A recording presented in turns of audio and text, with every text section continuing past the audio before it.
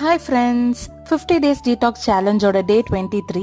இன்னைக்கு நம்ம எடுத்துக்க போகிற ஜூஸ் வந்து பார்த்தீங்கன்னா ஃப்ரூட் ஜூஸ் தான். இதில் வந்து பார்த்தீங்கன்னா வாட்டர்மெலன் எடுத்திருக்கேன், ஒரு ஸ்டார் ஃப்ரூட்டு, அதுக்கப்புறம் கொஞ்சம் க்ரீன் கிரேப்ஸு, 2 கேரட்டு, அதுக்கப்புறம் வந்து பார்த்தீங்கன்னா எப்பொழுதும் போல் கருவேப்பிலை, அதுக்கப்புறம் வந்து கொஞ்சோண்டு மஞ்சள், ஃப்ரெஷ் மஞ்சள், இதெல்லாம் போட்டு தான் வந்து நான் இன்னைக்கு ஜூஸாக எடுத்துக்க போகிறேன்.